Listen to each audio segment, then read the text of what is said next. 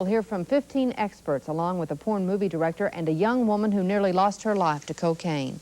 Join me immediately following the 10 p.m. report.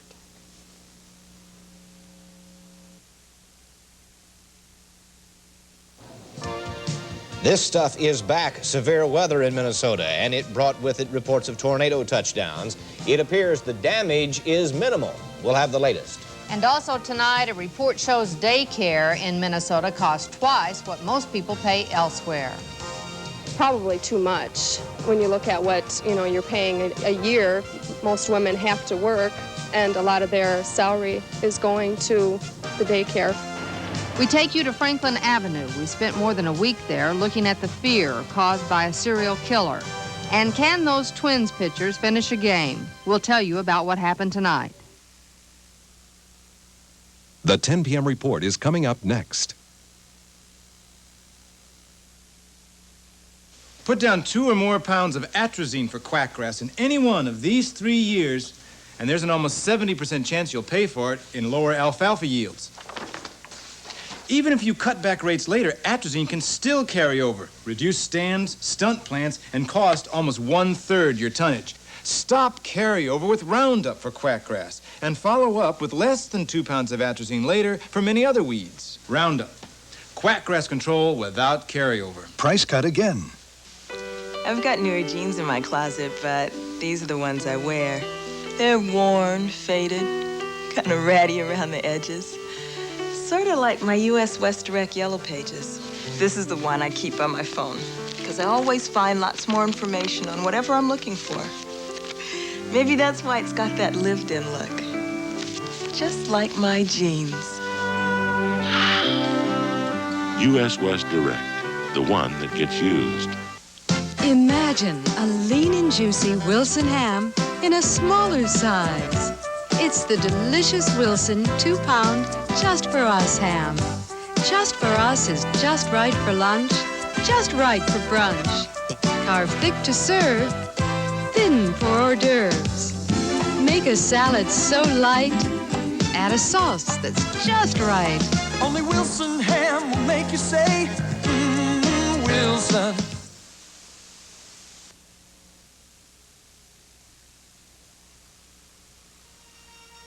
You are watching WCCO Television, Minneapolis, St. Paul. The Twin Cities' most watched newscasts. With Pat Miles, Don Shelby, Mike Fairbourne has weather, and Mark Rosen with sports. And now, this is the 10 p.m. report. Good evening, everyone. Tornado season is back. Proof of that tonight all around the Twin Cities as we heard and saw reports of touchdowns. The reports were centered south of the Twin Cities. The first came from an airport near Lakeville, and the rest of the tornado touchdown reports fanned out east of there and on into Pierce County, Wisconsin. Most reports were getting, say, the damage is minimal. Now, we're going to go live now to Cindy Hilger. She is at that Lakeville airport at Air Lake. She and our crew's been trying to track down those damage reports. Cindy? That's right, Don. We've been out here since about 7:30 this evening just following the tornadoes and also just following the wind damage and the hail and whatnot. Lakeville police are reporting confirmed sightings of 2 tornado touchdowns. And as you say, I'm at Air Lake. These touchdowns happened at about 7:30 this evening. The funnels did not cause much damage. A few trees were knocked down, and power crews in this area were called out to fix down telephone lines. About 8:30, the dispatcher called up and just said, she gave me the address, said there was a tree across our line, and they said it was in with some power line, and the lady was afraid it was going to start on fire, and if I would come out and check it. She said I did, and I came out here. Police report quite a bit of debris flying around in the area between Lakeville and Farmington. Crews south of Air Lake, where we are right now on County Road 70, spotted a large funnel moving through the field about 8 o'clock. A short time later, another sighting 5 miles southeast of Lakeville. It was very slow moving, and it took probably the 5 minutes that I watched it. It was on the ground and still walking southeast. It appeared like it was hardly moving at all from where I could tell, but I'm quite a ways from it. Now, Lakeville police say there were no reports of any major structural damage, nor were there any injuries. And considering the amount of time these tornadoes were on the ground, they are saying that's very fortunate. The tornadoes moved through a line of fields, and so therefore there weren't any buildings or any people in the way. We do have other reports of some damage. Down in Red Wing, there was a lot of lightning damage. There were trees knocked down, power lines knocked down. Ramsey and Hennepin counties, there are down trees, a few down power lines, no reports of injuries or any major damage. Ellsworth, Wisconsin, the sheriff's department's had its radios knocked out. We understand that they are still down. As far as the situation right now, it is still cloudy. The rain has stopped. The lightning has stopped. So it appears the worst is over. Don and Pat. All right. Well, Cindy, at this point, we want to check in with Mike Fairbourne, who, of course, has been checking on the weather and what we may have in store for later this evening, Mike.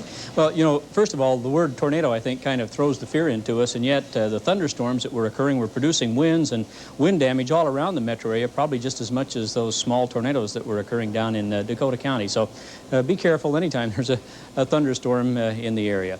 Right now, the Twin Cities is clear. We've had all the activity moved to the south of us. Radar, though, still indicating a very strong line of thunderstorms extending down through Dodge, Olmsted, Winona counties. In fact, there is still a severe thunderstorm warning in effect for Dodge and Olmsted County. That includes the city of Rochester. And we still have a severe thunderstorm watch. Now, much of the state of Minnesota has allowed this to be canceled or expire. The only part of Minnesota that's still under this thunderstorm watch is the extreme southeastern corner of the state. And that makes sense since this activity is moving on to the southeast now at about 30, 35 miles an hour. We'll give you a complete weather update and tell you that tomorrow's going to be a great day in just a few more minutes. Always is the day after, isn't it? It is, yes. Now, we need this precipitation. It's always tough, though, to get it in this fashion. 29/100 of an inch officially at the airport. Now, other areas obviously got much, much more than that. But still need more. Yeah, we do. Thanks, Mike. Uh-huh. In other news tonight, a series of money stories. And some good news for Minnesotans who earn the minimum wage. They are about to get a raise. Today, the Minnesota House passed a bill to raise the minimum wage for the first time since 1982. Employees of big companies would see their pay jump to $3.55 an hour next year. It would go to $3.85 in 1989 and $3.95 an hour by 1990. Workers at small companies would also get a raise to $3.50 an hour next year, $3.65 the year after that, and $3.80 by 1990. The measure has already been approved by the Senate, and it now goes on to the governor. Late word from the state capitol tonight. Business and labor groups have agreed on an unemployment compensation plan they say will cut unemployment taxes for 80% of Minnesota companies. The St. Paul and Minneapolis school districts say they need help from the legislature because they're running short of money. Each district projects a budget shortfall of about $9 million, and tonight the schools are pinpointing where the cuts may come. In Minneapolis, intervention program could lose 80 teachers. Intervention teachers provide specialized help to students who fail the district's benchmark tests. St. Paul's answer to the Reading problem is to make across-the-board cuts in magnet programs, including teaching positions in drama, music, and dance. I feel pretty bad because, well, our drama teacher, she's pretty good at what she teaches us. Officials of both school districts are waiting for the legislature to finalize education spending plans for the next 2-year period. Tomorrow, 6,000 Twin Cities nurses will vote on a new contract. Today, their negotiating team reached a tentative agreement on a new package, and it is recommending that the nurses approve it. If they do, it could avoid another nurses' strike like the one that hit the Twin Cities 3 years ago. That strike lasted several weeks. The nurses work at 17 Twin Cities hospitals. If you have your child in daycare in the Twin Cities, you are paying a lot more than some other folks do in other parts of the country. New information out in the U.S. Census shows that the Twin Cities daycare costs are twice the national average of $2,200 a year. Mike Strand with more on this story. Twin Cities parents pay an average $2,000 more a year for full-time daycare than the rest of the country. Those costs are rising 10% annually, and experts predict the trend will continue as parents seek better care for their kids and providers charge what it costs to deliver. Parents are saying, I need care for my infant. I need full-time care. I want special attention. I'll pay for it. And parents are expecting more from providers so that they aren't going to take just anybody down the street. Most widely used are the licensed daycare centers, where costs of infant care range from $4,700 to $5,600 a year in the metro. For toddlers, the charge is nearly $4,000. Preschoolers, $3,700. Providers deny they're in it for the money, but even a labor of love can be labor-intensive. 80% of costs go for salaries.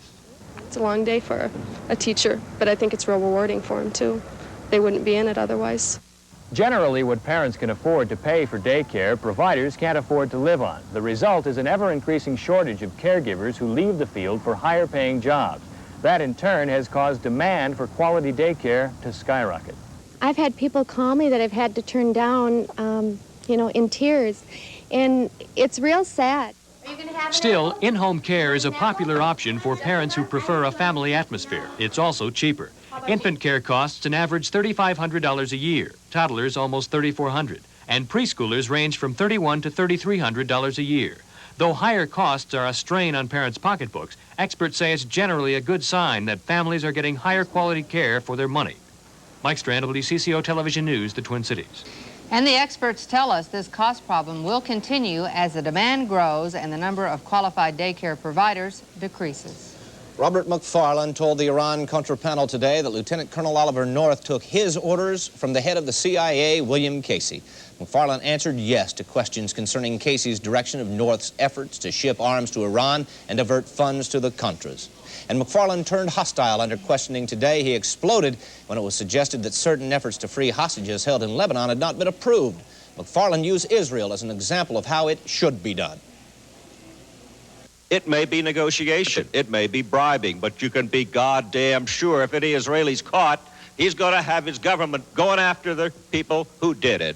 But I believe that our government must have the gumption enough to be able to differentiate between those terrorist events which are susceptible to violence and those which are not. President Reagan retracted a statement he made yesterday regarding King Fahd of Saudi Arabia. Reagan said he had not discussed Contra funding with the king. But today, Mr. Reagan said his own diary showed he had talked about Contra funding with Fahd, but that the king had raised the point, not the president. Reagan said he expressed pleasure when Fahd told the president Saudi Arabia would increase its funding of Contra aid to $2 million a month. Yeah? Day 2 of the Lois Jurgens murder trial pitted family members against one another today. The Stillwater woman is accused of killing her adopted son Dennis 22 years ago. After Jurgens made her way into a crowded courtroom, several relatives testified against her, including her sister, who described bruises and black eyes from beatings. She said Dennis changed from a happy, healthy boy to, quote, withdrawn, not as bubbly, frightened when his mother spoke to him. Jurgens' niece testified Dennis wasn't allowed to cry, so he would do it without any sound coming out. Jerry Sherwood, the infant's biological mother, had to leave the courtroom when testimony became too graphic. And in yet another development, Lois Jurgens' nephew was arrested for allegedly harassing the family of a prosecution witness in this trial. He has not yet been charged. Somebody pulls what appears to be a gun on you. You've got a split second to react. Shoot or don't shoot. What do you do? Some South St. Paul police officers had to make a similar decision earlier this week. It is a decision police departments try to prepare officers for with video simulations. And today, as part of its open house, the Minneapolis 4th Precinct allowed visitors to take the test. Don, in fact, went up against the shoot, don't shoot video simulator. He faced 9 different situations that police officers once faced in real life. Yeah. Best situation. I'll tell you what, it gives you, that whole simulation process gives you a new appreciation of the kind of instantaneous split-second decision-making that police have to go through when confronted in one of those deadly force situations. It really is frightening. I was shaking when I left. Did you find out what you would do in that situation? Shoot or don't shoot? In fact, to be truthful with you, I would have been killed because I failed to pull the trigger soon enough. Somebody would have killed me in that video simulation. Interesting. Coming up in just a moment on the 10 p.m. report, we take you to part of Minneapolis haunted by a serial killer. We had crews there for more than a week to see what it is like. And coming up later, how could anybody survive this crash?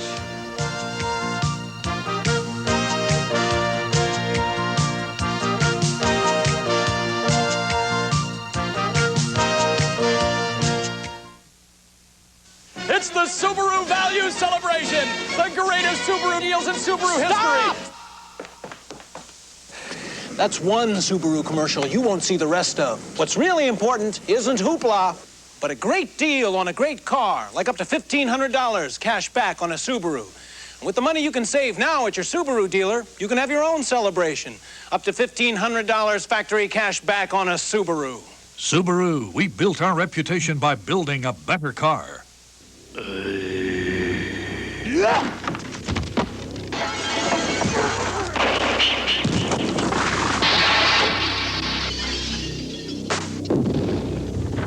will you do when you find out how much you could have saved at Knox? Knox. Nobody beats our building supplies.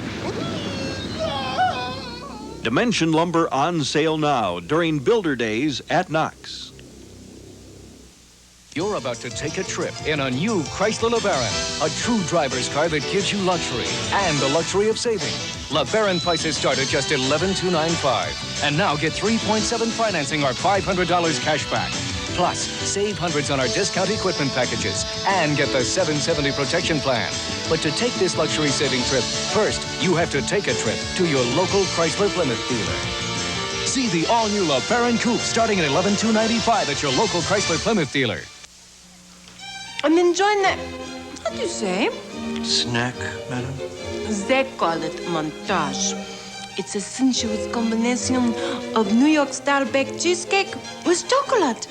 They've frozen it and put it on the handle. Stick, madam. It's cheesecake. It's chocolate. It's frozen. It's montage. And it's on a stick. Montage from Sargento. Tonight, Minneapolis police say there is nothing new to report in their search for the serial killer who is believed to have murdered 3 American Indian women. In fact, today's regular news briefing on the case was canceled. The concern began 2 weeks ago when police found the body of 21-year-old Angie Green, the serial killer's 3rd victim. The grisly discovery rocked a small pocket of South Minneapolis along Franklin Avenue. Since then, WCCO Television News has had a crew in the Franklin Avenue area taking an in-depth look at the neighborhood through the eyes of those people who live there. Tonight, in the first of a 2-part story, we meet families living in fear and changing their lives because of the killings. Trish Van Pilsen reports. This is Franklin Avenue as most people see it. But in the time we spent here, we saw more. We saw families, a lot of women and children, living in the shadow of Franklin Avenue's poverty and despair. We saw families struggling to preserve a heritage, battling alcoholism and depression. Some are winning. We met Pete and Rochelle Neto at what is called Drum Night at the Indian Health Board. Here, children learn tradition and see what is good in their community.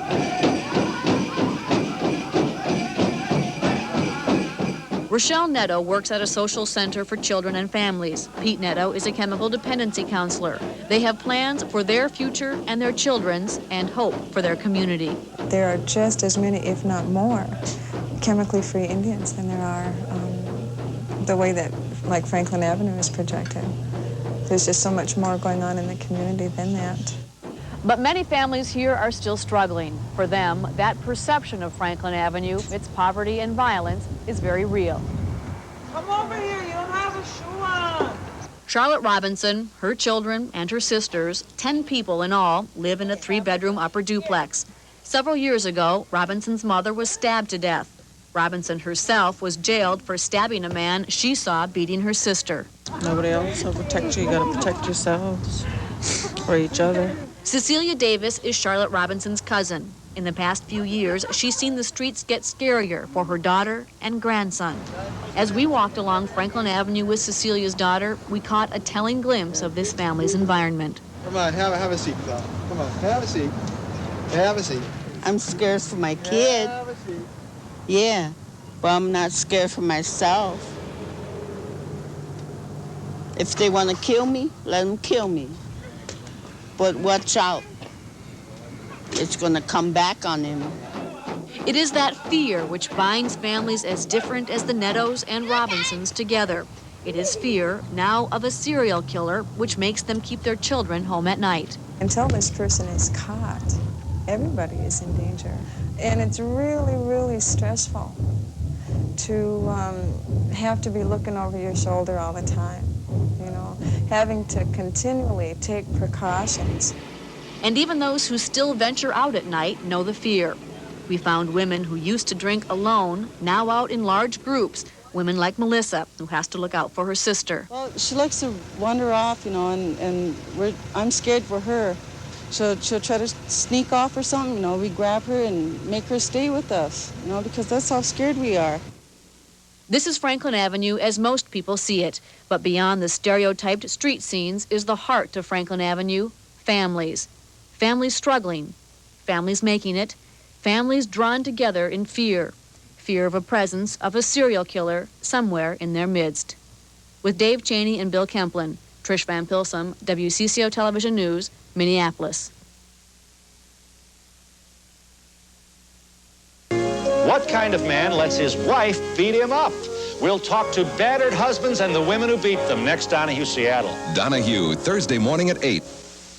When tough cocklebur gets tougher to control in corn, get all the power you need to stop your toughest broadleaves in reduced tillage corn. Overpower broadleaves with Banvel herbicide. Get tough cocklebur control in corn clear to canopy with less stress and better yields than 2,4-D. Overpower broadleaves with Banvel herbicide. Hi, Rich Hall here. Hey, you know what I've discovered? The Pizza Hut 5-minute lunch team. You see this timer? When the lunch team takes your order for a personal pan pizza, they start the clock running. If they can't get back to your table with a delicious personal pan pizza within 5 minutes, your next one's free. Guaranteed. Thanks. New record. Personal pan pizza within 5 minutes, or your next one's free. Now, would a burger place do that? Would you even want them to? Hi, I'm Nancy, and I just committed the cardinal sin of grocery shopping. I went shopping hungry. Boy, isn't it amazing how a list of 11 items could multiply into all this? Well, at least I shop at the country store. With their low prices and double coupons, this whole thing becomes a minor setback rather than total economic collapse. Country stores, they're looking better all the time. You're not eating out of the bag, are you, Mom?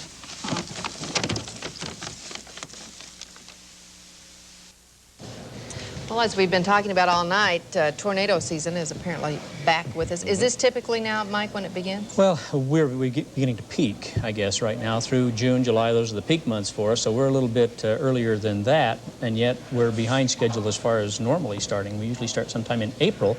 The atmosphere has just been so dry, it's had no moisture to work with, and that's why we've not really had any water, rain, lack of thunderstorms, no tornadoes. Got some tonight, not enough. Yeah, we did. 29/100ths of an inch at the airport. Some areas undoubtedly got much, much more than that because this was a large rain-producing thunderstorm that was approaching the Twin Cities. It was right in this area where it began to get kind of severe in northern Dakota County, southern Hennepin County, and then moved on down through Dakota County. It was right in this area where the tornado was reportedly touching down, and we had reports of scattered damage all over the Twin Cities, all the way from the northern suburbs up around Anoka, down through Maplewood, and then on down into Dakota County as well. So all across the area, not only the threat of the tornadoes in Dakota County, but just some nice, good, strong thunderstorm winds as well. Right now, we still have a severe thunderstorm watch. That's in effect down here for Dodge and Olmsted counties, including the city of Rochester. That's for about another 10 minutes or so. But you can see that this line of thunderstorms has held together and continuing to push to the southeast at about 30 miles an hour. Much of Wisconsin still going to get quite a bit of shower and thunderstorm activity. For the Twin Cities, the threat is pretty well over with. You take a look at the satellite picture, you'll be able to see, first of all, nothing over us earlier today, and then look how quickly that line developed, extending up over the eastern part of Minnesota and western Wisconsin, and also down into Nebraska as well. I'm going to show you a close-up view of that cell right here as it sat over the top of us, and you can see it was a pretty good one. Nice dark area indicating real cold cloud tops behind it. Nothing really showing up, so as soon as this thing moves on through, the skies will clear and be back into the sunshine tomorrow. Our lightning detector, Lightning Watch 4, showed a lot of cloud-to-ground lightning strikes. We had over 4,000. The machine reached its capacity, recycled a couple of times as it laid down almost a solid mass of cloud-to-ground lightning strikes extending from the Twin Cities all the way down into the Red Wing area. Still going on, by the way. Those are some very, very active thunderstorms. Thunderstorm watch still in effect for Wisconsin and southeastern Minnesota. Much of the rest of the watch has been canceled for the rest of Minnesota because the system's moved on through us. But good reason that it's still in effect down here. We hit 88 degrees today ahead of that cold front, and it was that coupled with the moisture that allowed the severe weather to break out. A low of 53 degrees, 29/100ths of an inch of rain, 1/100th of an inch of that falling early this morning is all, with a little bit of shower activity we had, and the bulk of it this evening. And again, that was probably one of the lighter amounts here in the Twin Cities. Tomorrow's weather map, the cold front producing the severe weather, going to move on into the Ohio River Valley area. High pressure building into us. This system probably staying too far to the north to affect us, might bring some showers and thunderstorms to northern Minnesota, but it looks like here in the south we're going to stay mostly dry at least through much of the weekend. High temperatures, be a little bit cooler tomorrow. We'll be up into the upper 70s, 80s held off down to the southeast of us. So back to more of a normal day. Our current conditions, kind of a reminder of what it was like earlier tonight out there. Cloudy, 65 degrees. Humidity is 78%. Wind southeast at 7. Dew point is 58. Still pretty muggy out there. That will drop as that front moves through. 29.69, the barometer is rising. Our forecast tonight, showers and thunderstorms ending. Probably drop down to around 57 degrees. The winds will switch around to the northwest as the front comes through. And for tomorrow, northwest 10 to 20, mostly sunny skies, 78 degrees, not quite as humid as it was this afternoon. Tomorrow night, mostly clear, 50, and for Friday, mostly sunny, getting back up to around 80 degrees. The extended outlook, next chance of some moisture here in the southern part of the state on Monday, maybe start up in the north on Sunday. High temperatures right around 80 degrees, overnight lows right around 50 degrees. Nice weekend coming up for the fishing opener. Yeah, we got through this relatively unscathed as well. Yeah, we really did. And these were, you know, small tornadoes, but nevertheless, tornadoes. Scary. Tornadoes, yeah, they all are. Thank you, Mike. A hydroplane going about 140 miles per hour flipped near Seattle after a gust of wind hit it. The wind caught the front end of the Miss Budweiser boat. The hydroplane landed upside down in the water, trapping the driver, but the driver was only slightly injured.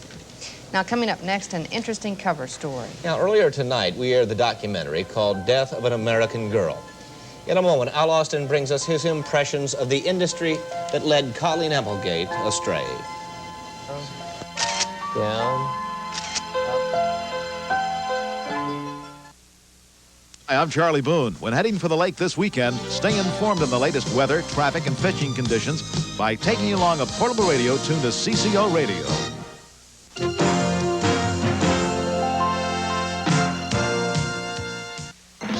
Announcing a new low price for the most important development in broadleaf weed control since the hand hoe. Vasagran, now 37% less. Perkins 8 Summer Salads.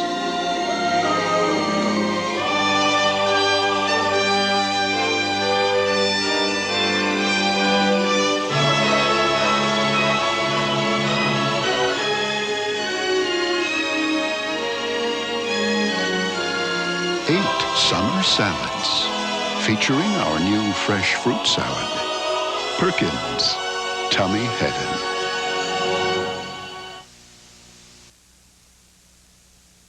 Earlier this evening, a Moore Report documentary entitled Death of an American Girl retraced the fatal steps of a young Farmington woman named Colleen Applegate.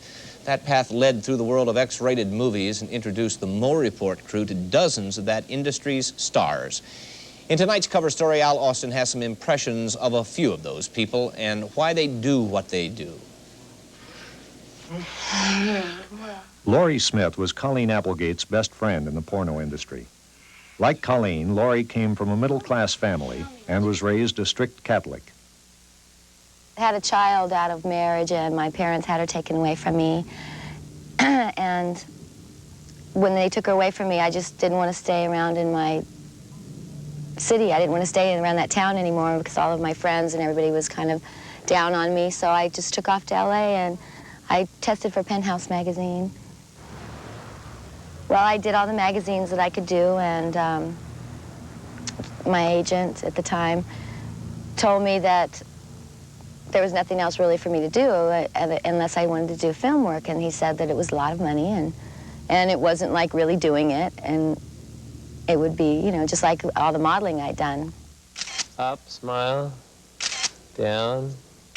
Up, smile. Stephanie recently began to model nude. Here she's testing for Penthouse magazine. I would never consider movies. Down. As soon as I get enough money for school, which I almost have now, I'm not going to do it anymore. It's not. I don't plan to make a career out of it. My career is going to be in art. I went to high school in Arizona, and I left when I was 18 to become a star.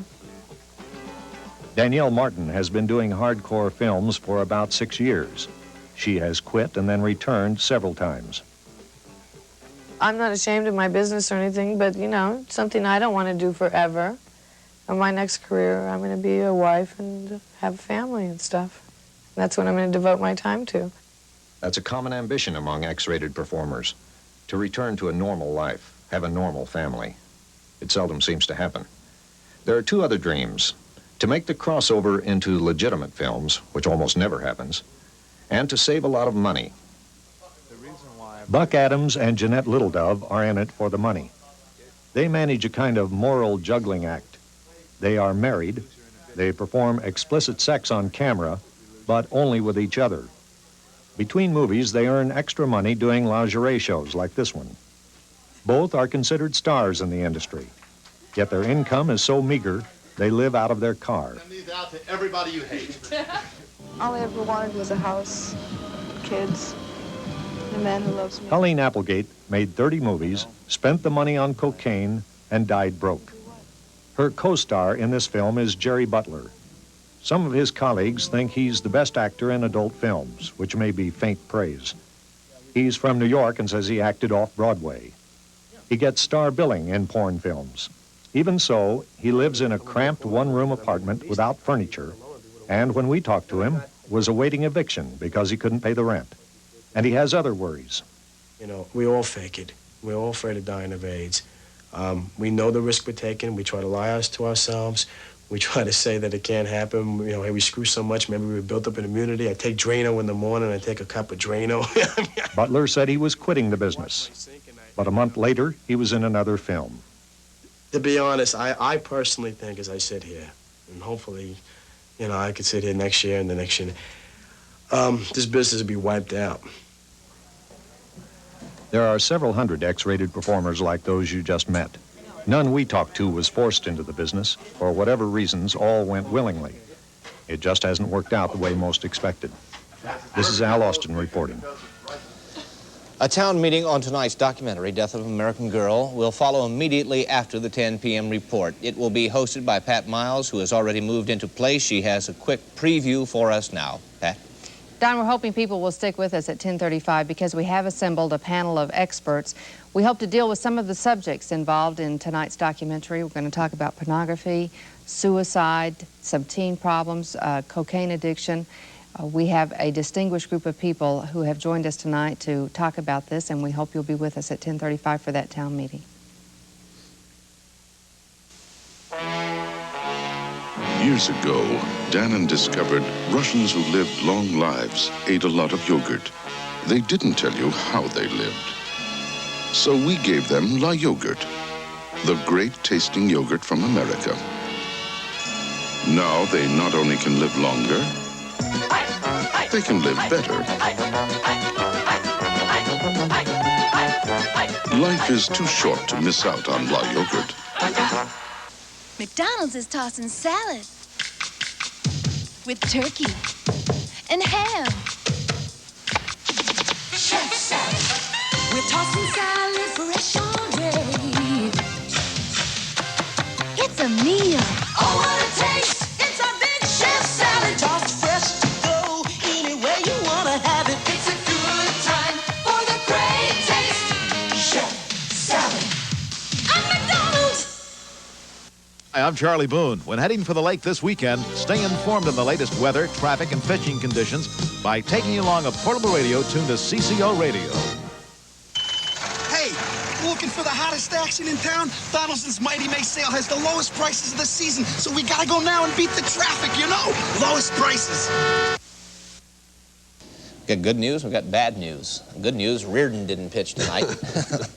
Bad news is we lost anyway. Tell you, Donnie, if you're a Twins fan, a Strikers fan, or a Celtics fan, not good news for anyone. No, a bad card tonight in sports. 7-0. The Twins didn't have to worry about the relief pitching tonight. It was over early. Toronto made quick work out of this one, as they usually do against the Twins, scoring all 7 of the runs in the first 3 innings. The Twins have some real pitching problems. Mark Portugal got rocked again tonight as you look at the Toronto highlights.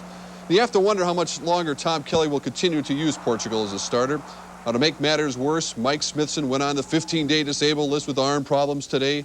They called up left-hander Alan Anderson, who hasn't done much in the minors. Meanwhile, the Twins managed just 3 hits off Jim Clancy and Tom Hankey. They'll try to beat the Blue Jays for the first time in 4 meetings tomorrow night. Elsewhere, if the Twins have problems, what about Milwaukee? They've lost 8 in a row. They're tied with the Yankees for first place. Oakland beat them 8-2. Kansas City, Baltimore, 6-all in the 11th inning. Seattle scored 3 in the 9th. The first-place Mariners 5-4 over Boston. Detroit 10-7 over California. Cleveland leading Chicago in the 9th. And Texas beat the Yankees 8-6. National League, St. Louis over San Francisco. Eric Davis hit his 15th home run as Cincinnati defeated Montreal. It was Pittsburgh over San Diego. Atlanta 10-5 over Philadelphia. The Mets leading Houston in the 9th inning. The Cubs 1-0 over the Dodgers in the 2nd. For 5,700 people at the Met Center tonight, Alan Willie turned a disappointing evening into a frenzy. However, the disappointment returned when Cleveland beat the Strikers 6-5 in overtime. Down 5-2 with just a few minutes to play, Alan Willie went crazy. He scored 3 goals in 2 minutes and 15 seconds to force overtime. Willie and the Strikers remember blowing a 4-goal lead Sunday in Cleveland. It was time for revenge. Well, almost. Willie's 3rd goal of the game, 4th of the playoffs, at least to show that the Strikers are never out of it. Coach Alan Merrick sat Willie on the bench for 3 games earlier this year. Now here's the winner. Michael King of the Force from in close beat Tino Lettieri. 2 minutes remaining in the overtime. Cleveland leading the series 2-1 with Game 4 Saturday at the Met. The Strikers have to win to keep playing. Over the years, the Boston Celtics have taken home court advantage to new levels. Tonight, they were brought back down to earth by the Milwaukee Bucks. The Celtics, who had won 14 straight playoff games at the Garden, couldn't close the door on the Bucks and lost 129-124. Larry Bird was brilliant as usual, scoring 26 and handing out 12 assists. But Boston's bench was non-existent, contributing just 8 points. Milwaukee's Terry Cummings exploded for 14 in the 4th quarter. That plus Sidney Moncrief's 33-point performance gave Milwaukee new life. The Bucks trail 3-2 in the series, but Game 6 is scheduled for Milwaukee Friday night. There's the final. Milwaukee 129-124 over Boston. Elsewhere, Detroit 104-96, so the Pistons win that series 4-1. The Detroit Red Wings are one scrappy hockey team. Their backs are against the wall, but they are fighting back. Gerard Gallant gave the Wings a 1-0 lead over the Oilers in Edmonton tonight in Game 5 of their Stanley Cup semifinal series. Later in the period with the score tied at 1, Brent Ashton was wide open in front and scored easily to give the Wings a 2-1 lead. Detroit wants the series, of course, to continue Friday night in Detroit, but right now they are 3-all, just about to begin the 3rd period. Of course, the Minnesota Vikings began their mini camp today, and a lot of people are rather optimistic. The guys are really fired up about the season already. They feel they're on the threshold of something pretty big, so this is the start for them, right? All right, Eddie and me. Good. Fingers are crossed. Let's look forward to a better day for tomorrow. Mostly sunny. A high around 78 degrees. Please enjoy it. Now, stay tuned for our town meeting.